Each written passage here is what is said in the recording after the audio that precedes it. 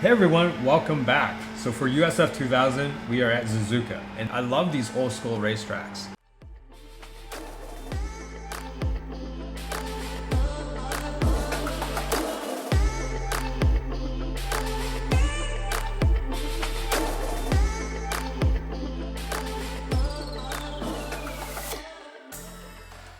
So for USF 2000, we are at Suzuka, and this is one of my favorite tracks, if not the favorite. And I find it just so entertaining to drive because there's left, right, curves are just sweeping turns, and you can carry a lot of speed if you know your lines well. And I think that this is a very technical track full of different complex corners. So it is such a joy to drive here. And I think USF has been really knocking it out of the park lately. Last week we had Alton Park, which is a very fun track as well. So I love these old school racetracks. So I've had great success here this week. I've had 3 consecutive P2s, second places. So I'm just narrowly missing out on the win on a couple of these races, and it's a shame, but at the same time, I'm pretty happy that I'm getting some podiums again. So the racetrack, very short racetrack. We don't have the full Suzuka. We have the short Suzuka. So it's only the front section right before you would start swinging to the latter part of the figure 8. And what that means is you don't have that back straight, which means it will be very difficult to pass. You have just one straight and then followed by a number of sweeping turns that require you to have a bit of downforce, and that dirty air from the car in front of you really complicates how you go through that technical sort of curvy section. And when you don't follow closely enough, you don't get enough of a draft in the very short front straight, and it's so hard to pass. And you really just have one braking zone, this one right here. It's easy for someone to screw up, and you might be able to pass there. So I've seen some mistakes that some people do, and they might spin out or whatever, and you might be able to take their position. But overall, I've in my 3 second places, I've probably passed like 5 people, right? Because it's just so difficult to pass here when it comes to following all the way through here and into the straight. So let me walk you through what a nice lap looks like. I've been hitting low 49 seconds. And I think the key is to be consistent on this track and not be distracted by either another car, a dirty air. It's also really easy to put a wheel wrong and onto the grass and sort of be pulled into the wall. So do be careful about that. So let me walk you through this lap in a little bit more detail, where I would pause and go through some of those corners. So you go through this straight, you see this little orange barrier, crash barrier edge here. You'll see this walkway that stretches all the way to the track. That's what I sort of look for. And if your vision is blocked, you might also look for the 50 marker. That's where I start the turn in. Now at this point, I'm still full throttle. I don't even lift until I'm already starting to turn in. And I aim for this part here. This car in front of us is actually running wide, and this is actually a part where I gain quite a bit of time compared to other people. I've seen a lot of people run wide like here, and I think that's a mistake because consistently I'm getting really close to them at the exit of turn 1 and 2. So this opponent I was not able to pass simply because my last turn was not as good as him exiting out, partly probably because of the dirty air, and that last corner does rely on a bit of downforce to get it right. So with a little less downforce, it's hard to get that right, and the home stretch is so short that I don't really get much of a draft to counter that. So I was stuck behind him, and every single turn 1, I was just catching him, and it's frustrating, but it was a lot of fun at the same time. So anyway, story aside, how do we take this corner? So I turn in, I aim for this little apex here, and then that's where I start lifting off, as I actually already aimed to the apex. and I'm already aiming at the apex, that's when I also dab a little bit of the brakes. I'm still turning.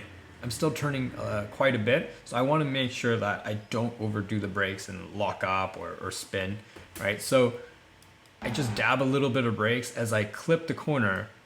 And then as soon as I exit that, I guess, turn one, very quickly you have turn two coming up all the way here.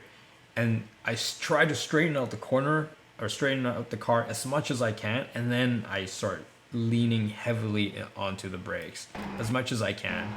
And then as I slowly lift off, I start steering in a little bit more. And as soon as I get my nose tucked in, I start hitting the gas back out.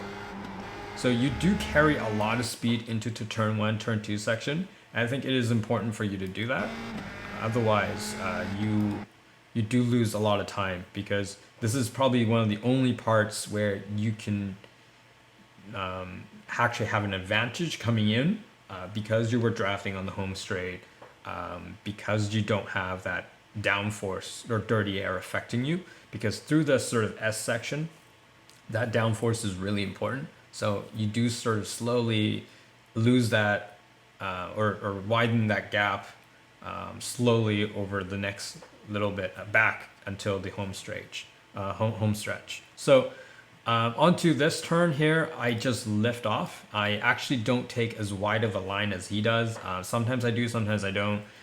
For example, in this case, if I'm following another car, I might actually take a different line so that I can actually get some air going over my wings. If I'm following them, I don't get that downforce. So, and I'm also trying to just play with his mind. In this case, it didn't work. In some of my other races, some of the opponents does make a mistake when I'm all over his mirrors and left and right, and sometimes you make people nervous and they make mistakes.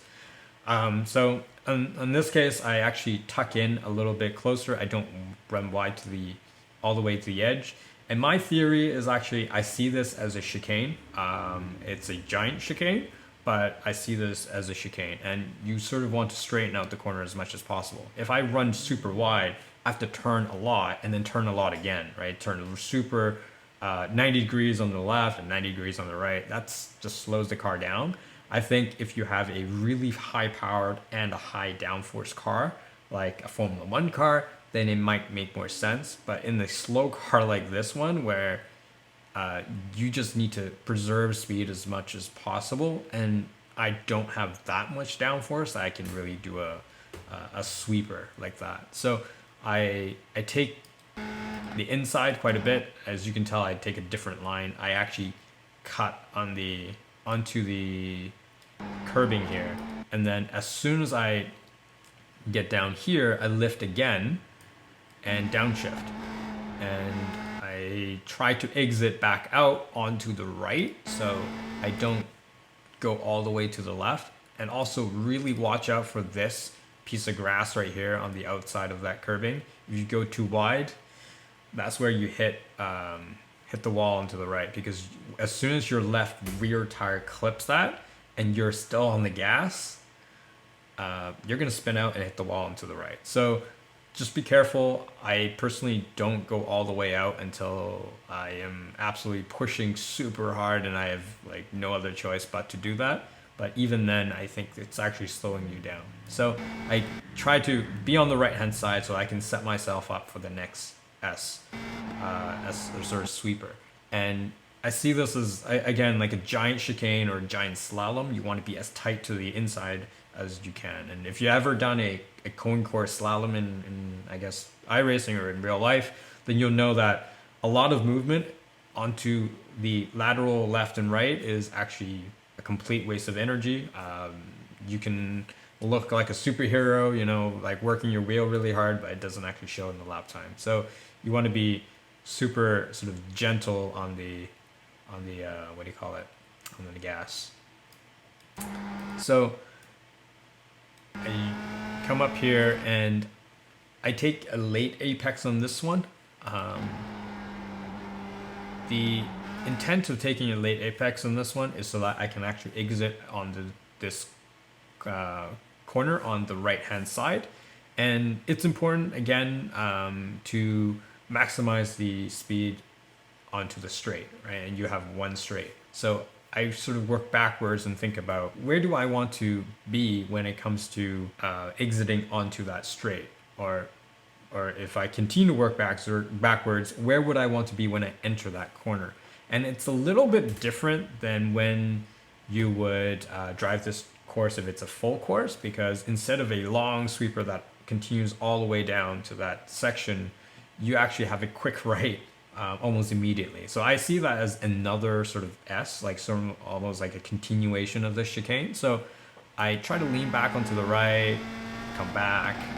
And normally if it's a full course, as I said, you would keep going left, and you would not like lift off too much. But in here, I'm already lifting off and starting to steer back right. You want to clip this right-hand corner.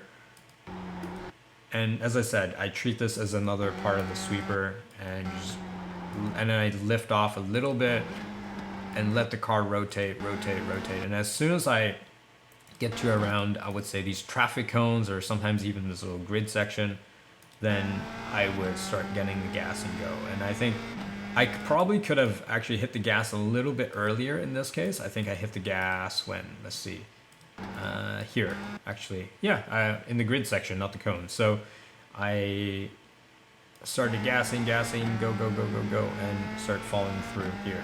So I got a 49.4, is that right? Yeah, 49.4. I guess lap 1 doesn't really count. It's 46.2 for some odd reason. It's probably because of the green light, you know, how it wasn't triggering or something. But yeah, 46 sounds really odd. 49.4. So, wow, this car is blinking. Yeah, I remember that. That was a blinking car. That was scary. That was another reason why I didn't want to just go, you know, dive in, because I don't know if he's gonna, you know, appear somewhere. So, there you have it. Thank you so much for watching. Let me know how you do on Suzuka, or if you have any questions on how this is. I love talking about Suzuka. Is my favorite track, as I told you, and I've got this little figure wooden cutout of Suzuka in my living room. Well, I actually have a wooden cutout of many tracks in my living room. But anyway, so I will stop rambling. Thank you so much for watching. Appreciate your support as always. Let me know if you need any help on the comments below. Bye for now.